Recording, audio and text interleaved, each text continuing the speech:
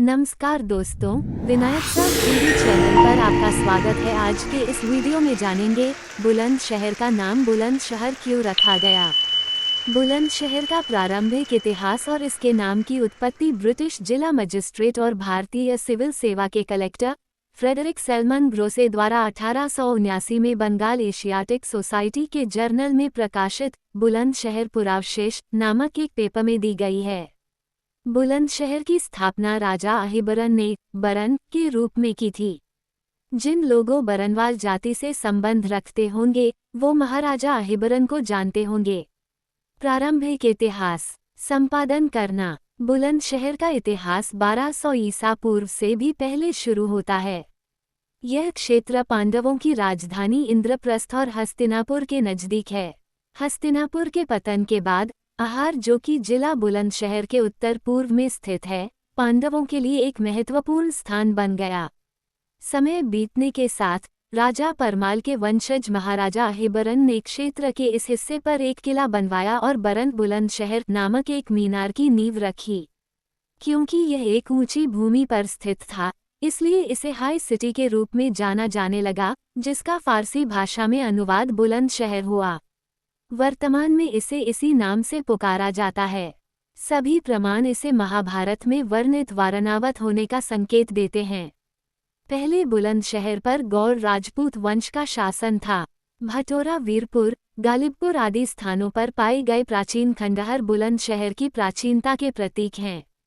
जिले में कई अन्य महत्वपूर्ण स्थान हैं जहां से मध्यकालीन युग की मूर्तियां और प्राचीन मंदिरों की वस्तुएं मिली हैं। आज भी लखनऊ राज्य संग्रहालय में कई ऐतिहासिक और प्राचीन वस्तुएं जैसे सिक्के, शिलालेख आदि सुरक्षित हैं।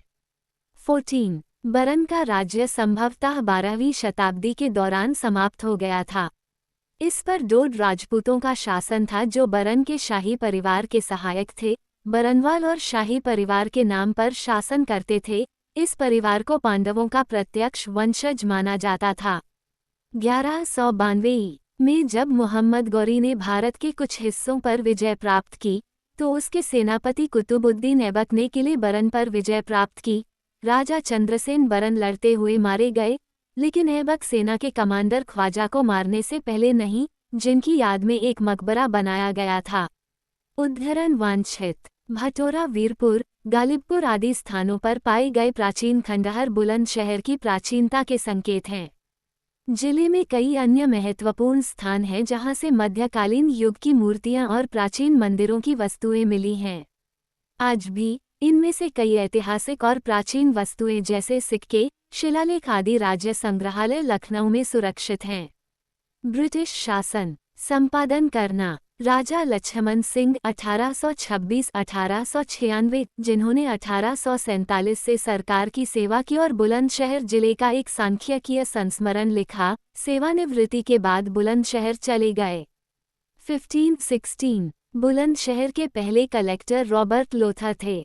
1857 का भारतीय विद्रोह संपादन करना। 21 मई 1857 को बहुत से गुर्जर और राजपूत शासकों, जिन्हें जमींदार कहा जाता था, ने विद्रोह कर दिया और बुलंदशहर पर हमला कर दिया। 18 गुर्जरों ने सिकंदराबाद जैसे कई शहरों को लूट लिया। उन्होंने टेलीग्राफ लाइनों और डाक बंगलों को जला दिया। विद्रोही नवाब वलीदाद खान भी बुलंदशहर से थे। बुलंदशहर में नवाब वलीदाद खान की मौजूदगी ने इस समय अंग्रेजों को पूरी तरह से पंगु बना दिया था। 19 वलीदाद खान ने बड़ी संख्या में भारतीय मुसलमानों की भर्ती की, जो अनियमित घुड़सवार सेना में सेवा कर रहे थे, जैसे स्किनर का घोड़ा। इसी के साथ वीडियो समाप्त होती है। अगर आप हमारे चैनल पर नए हैं तो सब्सक्राइब करें। अब मैं अगले वीडियो में मिलूंगा, तब तक के लिए धन्यवाद।